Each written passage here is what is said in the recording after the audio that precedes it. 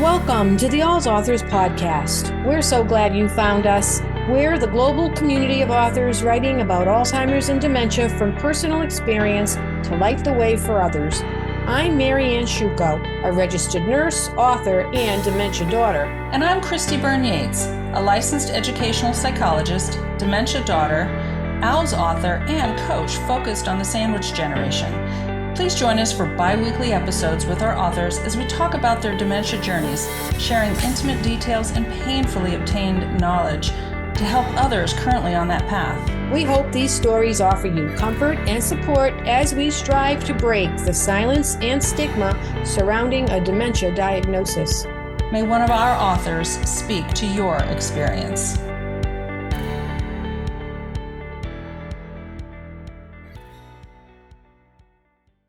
This is the Whole Care Network.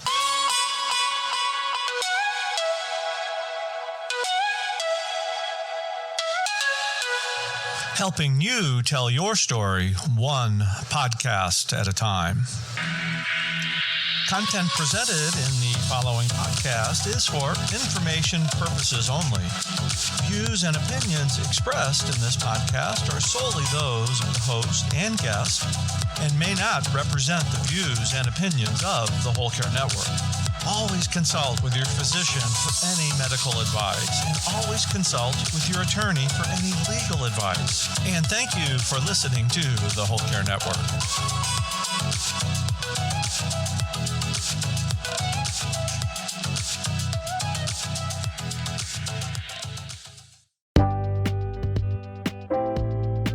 Hi, I'm Susan of AlzAuthors.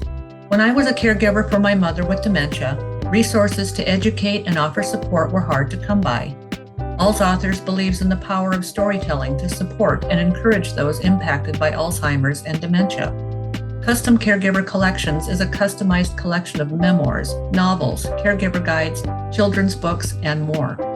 This collection of well-vetted books comes displayed in a beautifully crafted wooden tabletop bookshelf with AlzAuthors branding. Custom Caregiver Collections supports our goal of bringing real books to real people in real places and are perfectly suited for senior care communities, senior centers, doctors' offices, memory cafes, and professional or personal libraries. If you or your organization is interested in ordering or building a custom caregiver collection, we can guide you through choices of books written in many categories to support your needs. Want to build your own book collection? Contact us at alzauthors.com/ccc to get started.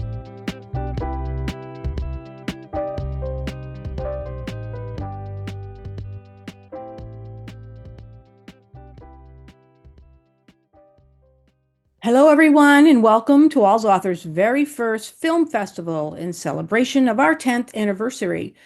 Thank you for spending your precious time with us. I'm Marianne Sciucco, a founder and manager of AlzAuthors, the global community of authors writing about Alzheimer's and dementia from personal experience to light the way for others. And I'm the author of Blue Hydrangeas, an Alzheimer's Love Story. We have a terrific lineup of films to not only educate you about the realities of Alzheimer's and dementia, but to provide you with insider insights and strategies from filmmakers who have navigated their own dementia journeys. Our hope is that you will take away at least one piece of information or a tip to ease your journey. Today, we're starting with Mary Crescenzo's illuminating Planet A play turned film. It's a poetic, theatrical journey into the world of Alzheimer's, bringing real voices and experiences to the stage and screen. Mary will share her dementia story, how she came to make her film, and what she's learned as an arts educator in dementia care facilities. Has everyone watched the film? If not, you did? Awesome. If not, you can catch it later. The link is good for the remainder of the film festival, which ends at the end of the year. I think we're ready, so let's get started. Hello, Mary Crescenzo. Hello, Marianne and everyone. Mary has been a good friend to AlzAuthors for many years, starting with her book called The Planet Alzheimer's Guide, which she can tell you about a little bit later, but participates in many of our workshops and things about dementia and the arts. That's where she made her career. And she is also a musician, a singer, an artist, an author, and a filmmaker. So, Mary, tell us a little bit about what motivated you to make your film Planet A, which I will say I did watch it. I watched it a while ago. I was at first a little confused when it started. It's like, what?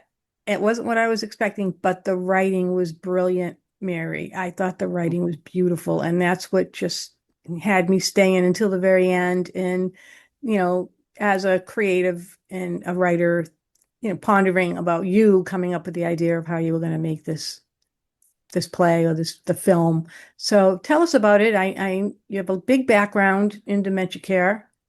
So I'll turn it over to you. Okay. Well, first of all, thank you for including me in this inaugural film festival for AlzAuthors. I would like to, if I may, read a brief statement about an artistic statement about Planet A, and we can go from there if that's okay with you. Planet A is a metaphor, a symbolic, observational, and imaginary reference to the inner world of dementia. It is cast age blind because this is not just an older person's disorder, but in the greater picture, these actors are portraying the essence of anyone who in their lifetime can experience some kind of cognitive decline and a connection with that world. The viewer witnesses the good, the bad, and the ugly of Planet A and those who visit this world. The film started out as a play that came from persona poems I wrote out of necessity to process my feelings and thoughts that I experienced working in numerous care settings using arts engagement to foster connection and communication with people living with this disease. I was horrified in some settings to see the gamut of treatment and conditions from kind to cruel. I was saddened by the disease itself, but I was also encouraged to see the joy, the dignity, and humanity I was met with by my clients who, through arts experiences, they engaged in.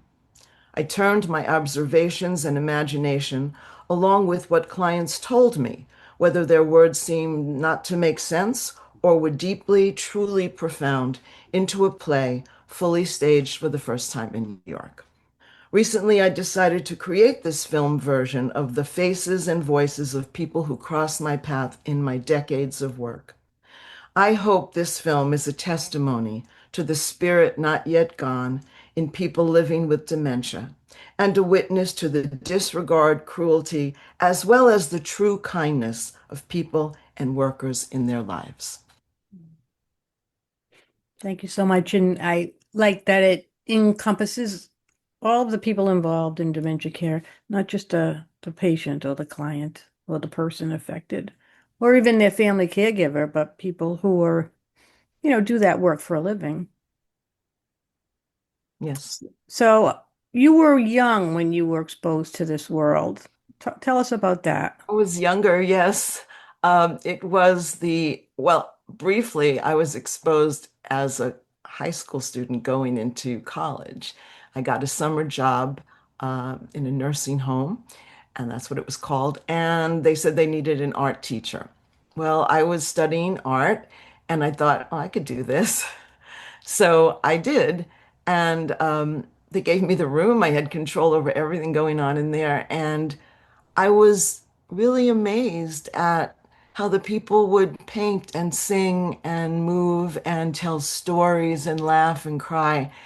And that really sat with me for a long time. After that, I got a degree in arts education and was involved in performance and all kinds of theater and stuff. But I then moved to Tulsa, Oklahoma many years later, and there I was mentored by a person named Mel, who was having a program called Drawing on Memories, and it was using art, visual art. And I saw some of the work in an exhibit he had, and his father had this disease, so it was personal to him. And he had an exhibit of people through the Arts Council, which we both were members of, that hired us in different settings as arts strategists and practitioners. I just said to him, Mel, I have to get involved in this. And so he trained me. And then I expanded this program, mid 90s, as I say, to visual art, music, dance, movement, storytelling, poetry, because I've been professionally involved in all of those areas. And again, I just kept realizing that these people could do this and it gave them joy and communication and connection. So that's how this career began. And I forgot the rest of your question. Oh, that's fine. That That was was it. great. Okay. But I mean, when I was exposed to this dementia world too at a very, a tender age, you're just kind of learning about the world at that point, and you don't know a lot unless you've encountered it in your own family. Just to even know that it exists is very profound. So, I can relate to that, learning about that. When I took my first job, to launch my nursing career back in 1990, I went to work at a long-term care facility just to kind of get, not that I really wanted to work in that environment, but I wanted to learn if I would like nursing, and I wanted to know what did the nurses do, and I was kind of checking it out. And I ended up working in the dementia unit. And they had a program there. They called it the Leisure Workshop. It was like a grant-funded program through the state of Massachusetts. And if you were lucky, the way I considered it, lucky, you might be the aide that was assigned to cover the workshop during your shift. And so you would go to the workshop with all the residents and be able to observe everything that was going on. And you were there to attend to their needs as well. But I got a really good view of what was happening there. And the people were just so happy and animated. And they had really good facilitators who would, at the time they were doing the whole reorientation thing that we say don't do that anymore. But they would go through it like what's today and talk about that, current events, some things like that, and maybe related to other things they might know about. But they would sing and they played games and they did movement and they did the arts and they did all that stuff like you were talking about. So I never saw that anywhere else. I came to New York and I worked in many places and I never saw anything like that. So I hope that that program is still going back in Massachusetts. They were onto something really good there. That was like in the 90s and it was a completely different environment than it is now. So this is something that people can do on their own. They can do it at home. They can engage with their person. Can you talk about that? Yes. That's one of the reasons why I wrote my book, The Mhm. Planet Alzheimer's Guide, 8 Ways the Arts Can Transform the Life of Your Loved One and Your Own. And it's a handbook. It's easy. It talks about the do's and don'ts, tells you what you can do. But I just knew that anyone could do this. My philosophy as an artist, since I could even articulate it, was that everyone should be engaged in the arts to whatever level because it's so beneficial to heart and mind and life.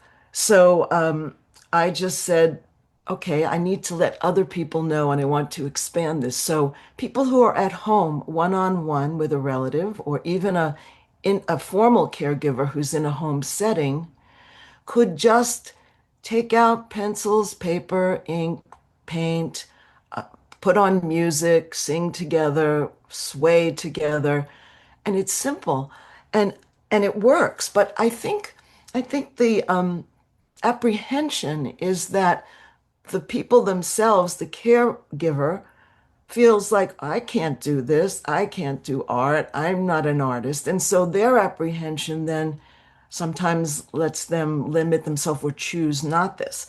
The people that were most engaging and feeling confident were the people with dementia. They just opened up to this in various ways. So I know that anyone can do this. And I think that sometimes in life, in the past, I know that if somebody in your past tells you, you can't draw, you can't sing, don't sing, you're up with the class, the little kids, don't sing, don't do this, you can't write, then you're going to carry that the rest of your life with you, whether it's a peer, a teacher, a relative, a friend. And so that's another thing I tried to encourage is open up to this innate ability that we all have to create. And so that's what I encourage at home, or if your loved one is at a care home, talk to the person who's in charge of quote unquote activities and say, how about this? We can do this. Hmm. Absolutely. And I think another big part of it also is, um, for instance, the group that I was able to assist with, these people, they got up, they were dressed, made it a point to get them dressed on time and get them somewhere on time. And something was happening, something was going on. They were bored. There's like this huge boredom factor, Mm-hmm. and people decline when they're bored. But you give them, I think it was like went through lunchtime, they went after breakfast. So it was basically the whole morning, but they were just entertained and engaged throughout that time period. And it was something that they could look forward to, even if they, weren't even couldn't keep track of time or know that today we go to the workshop. They didn't know that. But when they went to the workshop, they knew they were going to be stimulated and see their Right, friends, and and they had goodies, they had things. So boredom is huge. So these is like strategies people can use. right. And if the first time it doesn't work, then just keep trying it. This can't be a one-off. It should be something that you do maybe every week. And you might think, well, they're going to forget from 1 minute to the next, so they're not going to remember from 1 week.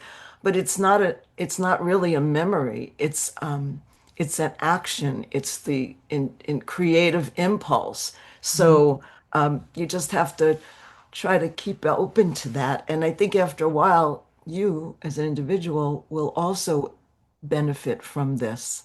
Absolutely.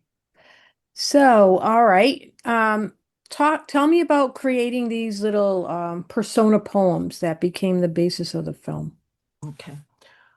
Well, I was young and didn't really know much about this disease. I don't even know if it was called anything at the time. Well, it was in the 90s, but not in the 60s. I don't remember. That was when I was in high school. Um, I just would drive home crying, like I was like lost and confused and hurt and just frustrated with everything that I saw. Not everything, but it was enough that the bad side of it was there as well as the good side. So I started writing at night in the voices of the people that I saw. I figured that way, if I processed this the next day, I could actually go back to work. And so I started to do that in the voices of the people from things they said, things I observed, also my imagination to some degree. And then I started writing about the people who cared for them and their family members, again, from both observation and imagination. I also did pull one or two things from basically what I saw in the newspaper. I'll tell you this story very quickly. I had read about a rape that was done to a person who was in a facility, and I said, I've got to include this. And so when I did, I gave the script at that time to a fellow member of SAG-AFTRA, which is the Film and Television Union. She wanted to see it. I said, maybe we can do this as a play or a film. Her mother had Alzheimer's. And she came back and said, no, that's not happen. And, you know, I understand her point of view, maybe a little bit of denial or not her experience. So, but my goal was to start to write these and include every aspect that I think could touch the world and people in every situation with this disease. And if you see the play and you think of a situation that I haven't covered, tell me, and I'll write a monologue about it. And Mhm. so that's how it went from persona poem to play on stage to this film. It was out of necessity for my own ability to continue the work. Okay, so now you've taken us through like the creation and the thought process, and then you staged the play. How did you make the film? The film is very different. It's not like a linear thing where you see the actors on the stage interacting with each other and it goes in some kind of an order. It's much more unique than that. Can you explain that? So when we did the play, we would rehearse on Zoom because people were in different areas. And I started realizing that these faces looking directly at me had their own power, as opposed to the power of seeing a scene, people walking in and out, costumes, shops. So I thought that's what I wanted to do as well as a compliment. So we filmed it that way. Voices came to be. It's not your typical, but felt that way to view it is important too. Yeah, and I remember like in the film, the people are just like dressed in their regular clothes. They're not costumed, like you said. That was kind of impactful seeing them. And they did different voices too, right? It was they didn't all do the same. Yes, I forgot to mention that the actors play multiple roles. There are about 30 characters, but they go Right. by quickly. And in the play itself, they're not totally, there's a very simple set, and they just take parts, pieces of clothing to put on to become the character. And then everybody's on stage at the same time. You see them go on the prop or the hat, put on another outfit, and the same people play people visiting as well as you see in the film, the people living in this world. So yeah, it's very simply dressed, so to speak. Did you ever think about filming it as the play, like in motion, like as you just described, rather than what it looked like people were like filming their own piece and sending it to you. Is that how it worked? Yeah, they were. They were. Yeah. That's how that worked. Yeah. Yes, Right. I would love to film the whole play, Right. which I did a recording of it when I did it as a benefit for the Alzheimer's Association here in Topanga. But I also see a different vision for the film. I see a specific setting, etc. But yeah, I hope to do that too. I also want sure that even though they're cast blind in age and they're doing multiple roles, it's important for me to have diversity in this production. And in my first production in New York, it was quite diverse in terms of race, ethnicity, accents, etc. And that for me was very important. I hadn't had the chance to do that with some of the versions, but I really want to get back to that. Or even a cast from a certain ethnicity or a cast from a certain race or type, Mhm. because I think that would be interesting. And if I ever do that, what I like to do, first of all, is to throw it over to the director and say, here are the words, do what you want with them, with the setting. I want your input. I want this to be collaborative. And I certainly, if I ever did that, would want it to reflect, even the language can change in each character if it's reflecting ethnicity or race, etc. So I have a lot of ideas for this piece, and I just hope I can have them realized as time goes on. Mm. Yeah, me too. Are you able to read any of those vignettes to us? Do you have that handy or no? Is it in the Planet Alzheimer's? I think they're actually in the book.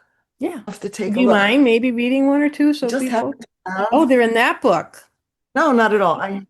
Yeah, I think they are. I happen to have this book, which was published as an anthology through Al's Authors, Hmm. Poetry for the Dementia Journey. I can find myself in here. You have a table of contents, and Yeah. I believe they are part of that. Let's see where I am. Are we alphabetical? Let's see.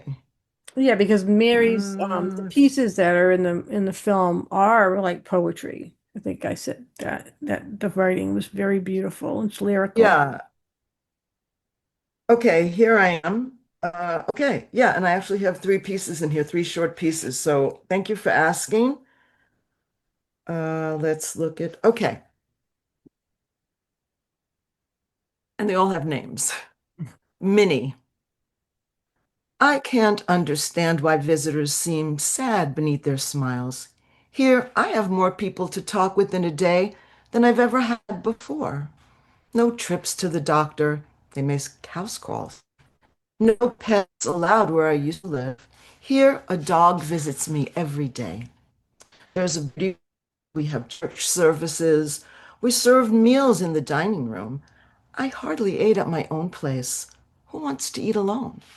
Here we play games, we paint, we sit out in the garden. There's no laundry to wash, no clothes to iron. I don't even need money here, although I do carry a purse, for tissues, photos, saltines I pick up from the tables. They polish my nails, they help me dress. I can't tell you how many years I went out with my dress half zipped. I have a boyfriend. The last time I had one of those, I can't remember. I had 3 husbands, but they don't count. I can't tell you my address, and don't ask me my name. I'm not even sure where I am. I just know I'm not alone. Isn't being alone worse than anything? Mm. And it just brings The next to one. light my experience working in the Yes, care home. You explain it so beautifully. thank you. Okay, this is one that culminates the play film. Okay, Dorothy. I can't do the Southern accent, but just try to hear it in your head. My date brought me a gardenia. We went to a party together.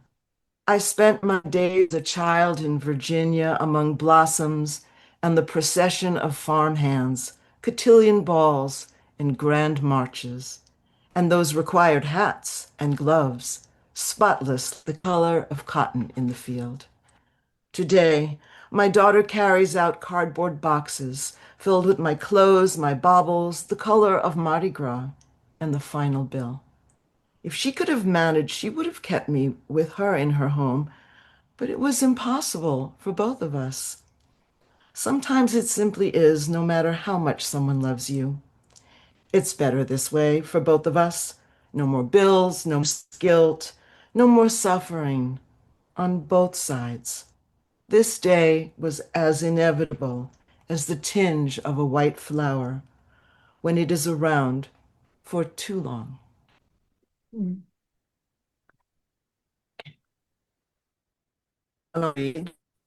Is called On Planet Alzheimer's. This is spoken by the arts facility. This character is based on me. Life is short and living is long. And if we can breathe, we can make someone smile. And there are worse smells than urine. One of them is death. In this place, I've learned that even a man in a diaper likes to dance, that a woman will tell you how to brush her hair, even if she doesn't know her own name. Here, I learned the rules of love, greed, and gender that reveal how we got to where we are today.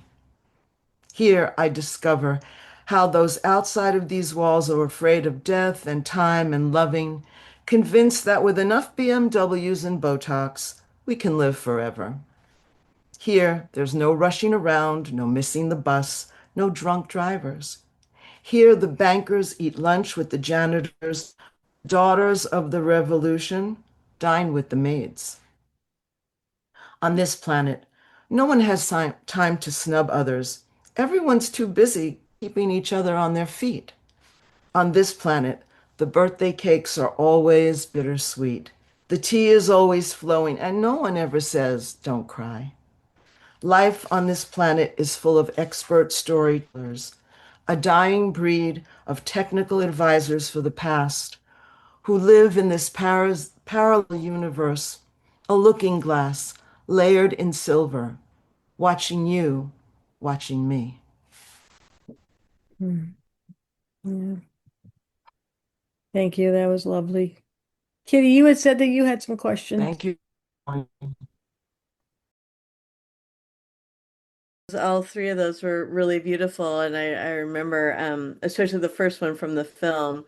Um, I really loved the age blind casting. I thought that was very cool. Uh, in fact, I got kind of disappointed when somebody who was younger was reading the younger part or something. 'Cause I don't know. It was just that was really connecting with me. Um, I really, it's hard to say that I like the film because some of the stuff that's said in it is the stuff that I think just continues to leave us in stigma. But that's just my own issue because I love that it's all of the versions of what people think and say and do. So that was pretty amazing. I thought that was pretty cool. Um, so Thank you. and I actually was going to ask about how the play was staged, but you kind of covered that already. Where where did the play uh where was it staged at? Where was it shown?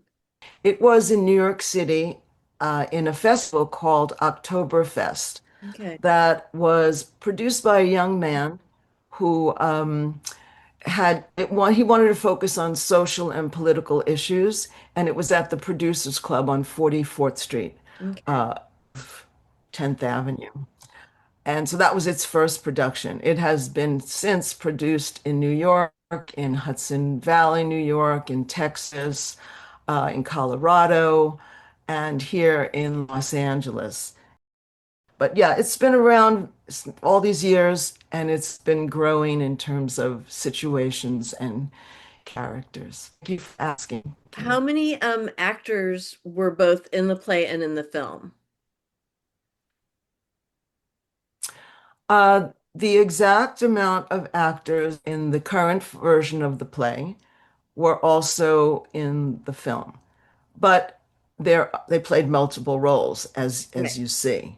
Yeah. So it's same amount of people. Yeah.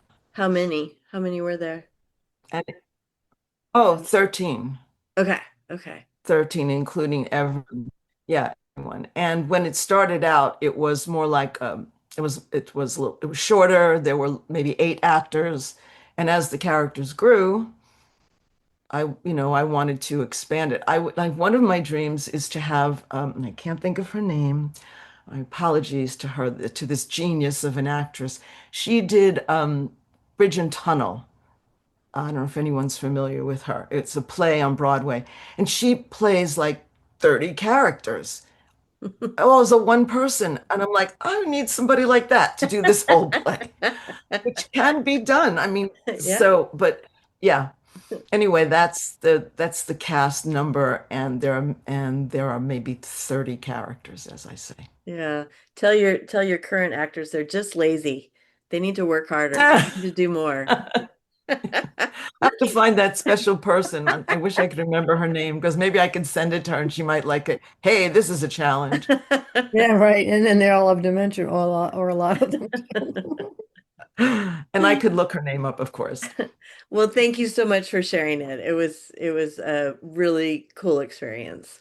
Thank you. I appreciate your comments. Thanks, Kitty. And Kitty is the producer, director, creator of Wine, Women, and Dementia, which is our November film. So those of you here today get to meet her ahead of time. Margaret, did you have a comment? Well, I didn't get to see the film yet. I'm definitely going to watch it. But just what you shared was so visual, and I could just see myself. Now, my sister and I took care of our mom at home, but we had 2 aunts in nursing homes. So what you were reading was so visual. I could just see myself right there and seeing everyone how they communicated when they would meet for dinner, how everyone would smile and the ladies would get their hair and nails done. All of the things that you were saying just definitely took me right back there.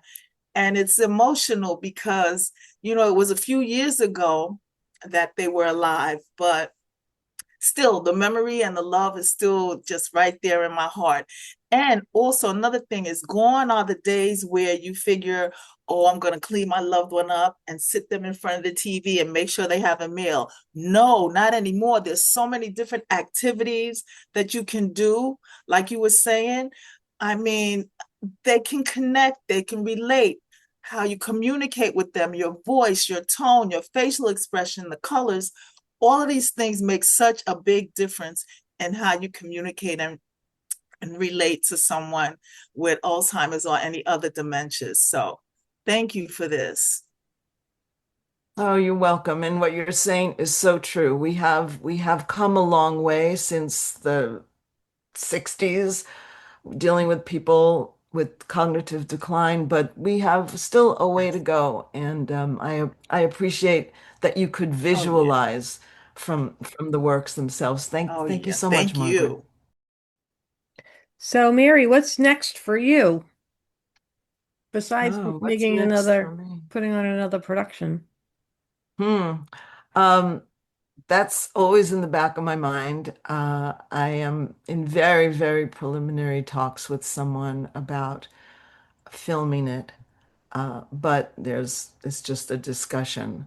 I would love to find a filmmaker I can really click with who is interested in making a commitment because it's a huge commitment. As a filmmaker and as an actor, I know that.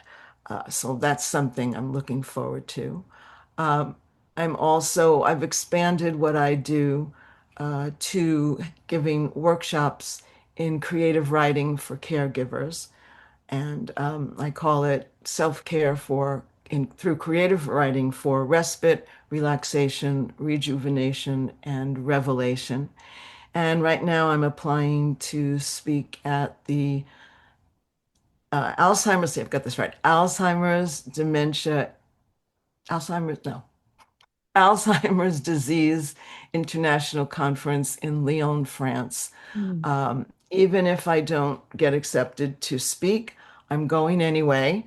And I was at their conference 2 years ago in Krakow, Poland, where I did get to present on theater as art and public forum in fostering awareness in dementia. And it was such a wonderful conference, such variety that I'm hoping that I can get to speak again and otherwise go because the world, the global perspective is amazing, surprising, um, frightening in some Hmm. cases. Culturally, you learn a lot. So those are the latest things. I'm trying to think what else is going on. Just my music, my jazz, and being a grandmother also that takes up a little time, but it's so worth it. Oh, yeah. Yeah. That's great.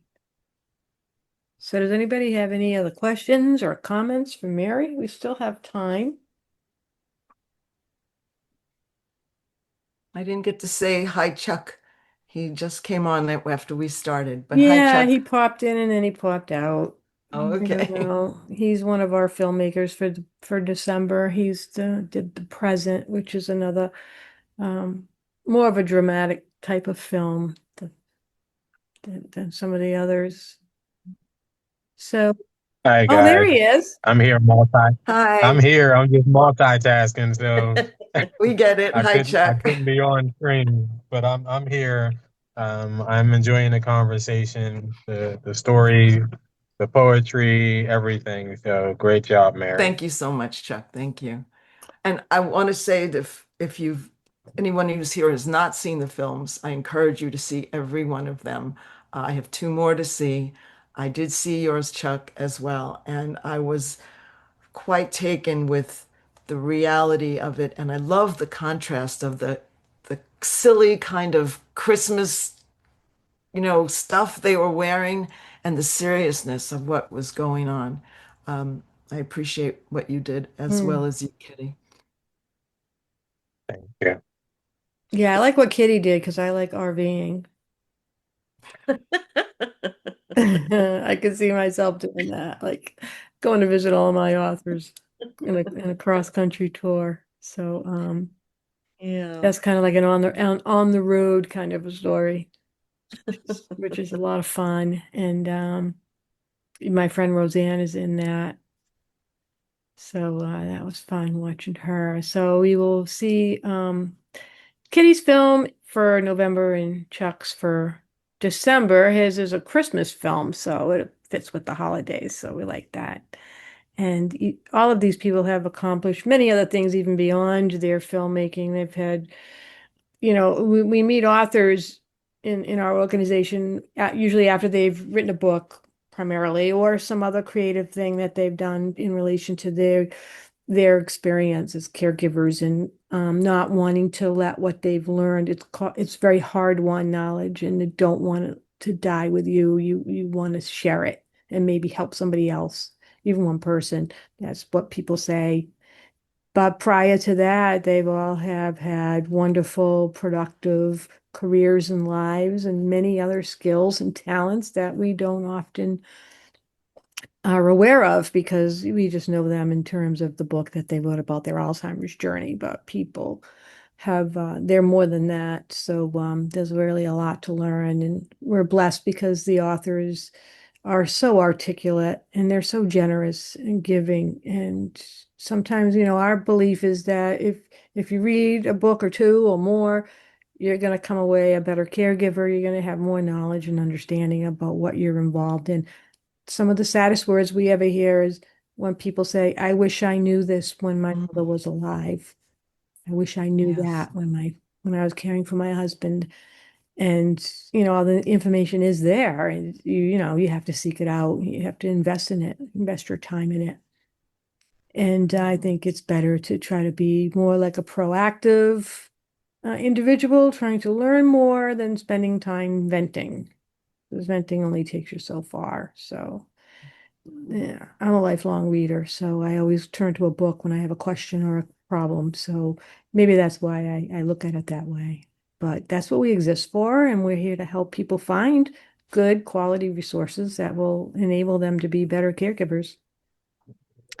So, with that being said, if we don't have any other questions, we can wrap this up. I do have my notes here, so I don't forget anything. I just want to say before we stop, this is just really great. I just love this series. I really love getting to hear more about Mary's process and seeing the film. And so thank you. Thanks to Al's authors for that. Thank you, and thanks for coming. Hopefully other people will listen and later on when to the recording and get something more out of it. Um, it's fun to be a part of the group and to talk and to be able to ask your own questions and things and not to feel like you're so alone. We don't I do, love, oh, go I'm on. sorry. I love, Marianne, how Al's authors is so inclusive Mm. of people who have family members who wrote about this, people who wrote about it from other points of view. The fact that it's not just books now, it's films and um, anthologies. It's a 10-year anniversary, and it's amazing what you all do who run the ship here. So Well, thank you. Yeah. thank you, And I Mary. just want to add that I appreciate this. I'm so happy that I tuned in, and I look forward to seeing all of the films. And I'm learning a lot, and then I connect a lot because of my own personal experiences. So just thank you so much. It feels really good to just be a part of this. So thanks. Thank you. That's exactly what we're hoping to achieve. We don't do a support group. That's been something that an idea that's been asked of us or we've discussed, but we kind of like don't really feel that we're quite there for that. But just coming to these types of meetings, the panel discussions, the book clubs and things that we do that are all available to anybody, and you will learn and you will feel community with other people because you are not alone, and that's our motto. You are not alone. And we if like I said at the beginning, even if just one or two people show up, it's not for naught because we are recording and people will hear this and watch it later and it'll be on the website and it will live for a long time. People find, sometimes find things that were done like years ago and they write to us and respond to it. So, it's great to be a part of that. Anyone have any other comments, questions, suggestions? No? Once again, thank you for having me featured today, and I look forward to seeing all the other filmmakers talk about their works. Thank you, Mary. And You're thank you welcome. all for attending AlzAuthors Film Fest #1. We'll be meeting again on September 22nd to discuss Susie Singer Carter's documentary, No Country for Old People. It's a riveting three-part investigative documentary as seen on Amazon Prime, exposing the challenges of memory care facilities. And Susie created it through her experience with her own mom. And if you haven't watched it yet, wow, it's very powerful. So we're viewing part one. It is three parts. So Susie provided us with a link to watch part one for free, but you can purchase, it's like $4.99. It's not much money at all through Amazon Prime and get the whole three-part series as well. So that's really important for anyone considering placing their loved one in a care home or already has to be aware. Your job as caregiver does not end because you have them in care. So you're still responsible for their well-being, and you want to make sure they're being treated and cared for properly. And sometimes that's work. So be sure to watch it ahead of time because then we can have a better discussion. Let's see. All of the information about the film festival is on our website, AlzAuthors.com. To be among the first to know everything AlzAuthors, please consider subscribing to our mailing list. And all of you people are. You'll find it on our website. Then check out your inbox every 2 weeks for our news, introducing our latest author, podcasts, special events, and more. And be sure to visit our blog, podcast, and shop at AlzAuthors.com to find more resources for your dementia journey. We've got some lovely gifts for caregivers, including our books and our poetry anthology, as well as some branded clothing and accessories to show your support for us. You can also follow us on social media, Facebook, Twitter, X, Instagram, LinkedIn, Pinterest, and Blue Sky, where we share a wealth of resources for the dementia journey. Remember, you are not alone. One can sing a lonely song, but we chose to form a choir and create harmony. Thank you so much for being here. Well, hi, everybody. I want to welcome you to our mini pod with Susan Ryan of The Caregiver's Journey. And Susan is also an AlzAuthor, so this is a special treat. And we are talking with Susan today about what her new nonprofit, The Caregiver's Journey, that she founded with her partner, Nancy Treaster, to talk about, this whole nonprofit is really geared toward people who are caregiving for someone with dementia. So I'm going to ask you, Susan, to tell us a little bit about yourself, about your nonprofit, and then the exciting bit is you've just released a new guide called Navigating Dementia Caregiving Roadmap, which sounds spectacular. So welcome, Susan. Tell us a little bit about what's going on. Thanks you so much, Christy. It's really an exciting time.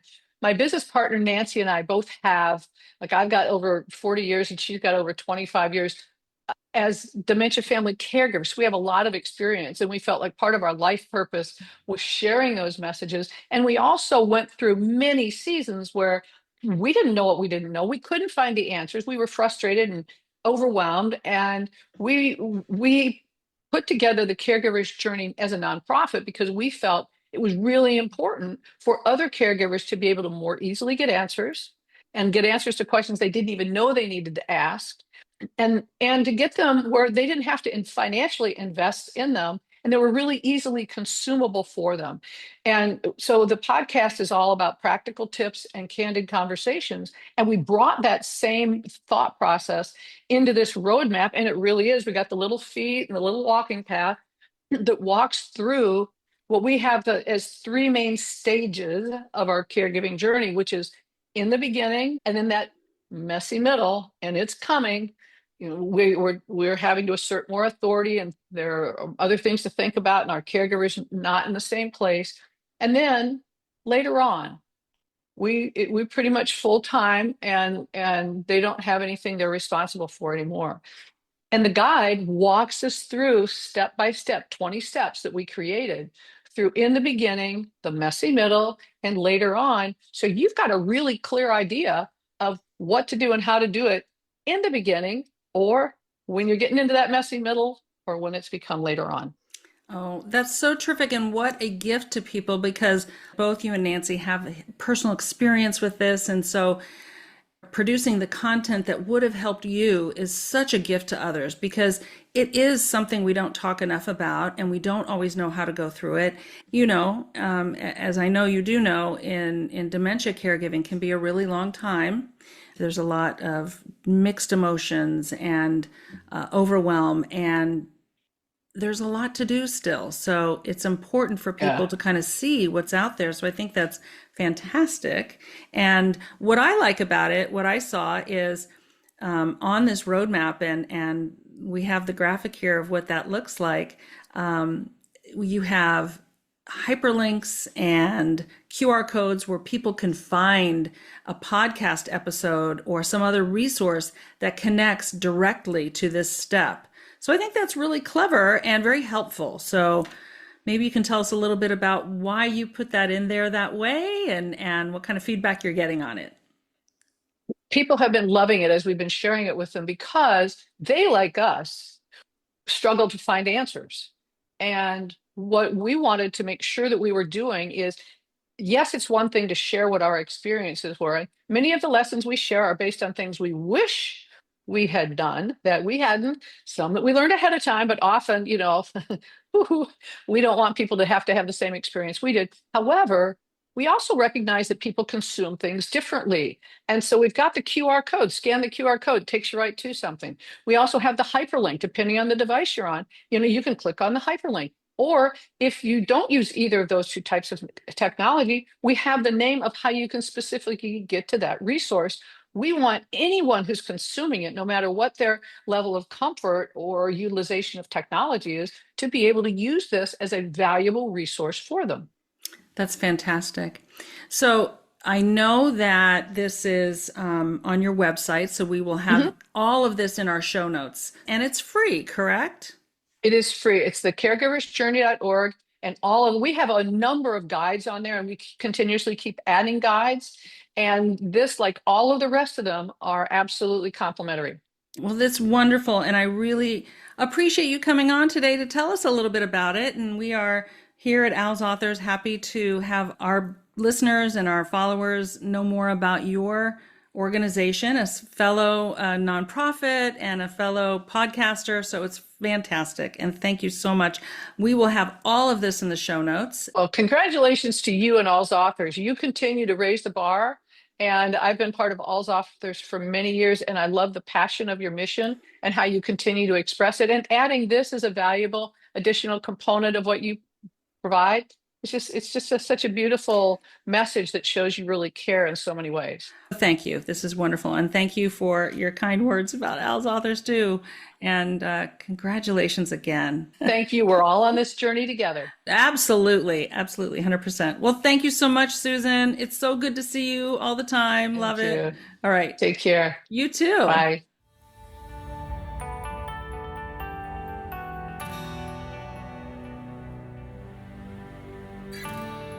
Thank you for listening to Untangling Alzheimer's and Dementia, an AlzAuthors podcast. For more details on this episode, please see the show notes. If you enjoyed the podcast, please leave a review and subscribe to it on whichever platform you use to listen to your favorite podcasts. For more information on AlzAuthors, please visit alzauthors.com. While you're there, be sure to browse our online bookstore, where you will find hundreds of carefully vetted books on Alzheimer's and dementia. You can also find us on Twitter, Facebook, Instagram, and LinkedIn. Please email your thoughts on the podcast to alzauthors@gmail.com. We are a 501c3 charitable organization, totally reliant on donations to do what we do. If our authors' stories move you, please consider contributing to our cause. Remember, you are not alone. One can sing a lonely song, but we chose to form a choir and create harmony.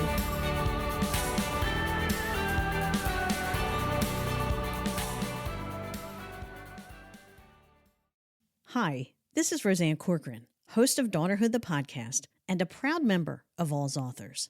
I wanted to share some exciting news. AlzAuthors has a merchandise store. That's right, now you can buy t-shirts, sweatshirts, caps, bags, and more in various colors and AlzAuthors logos. You can even customize them for an additional charge.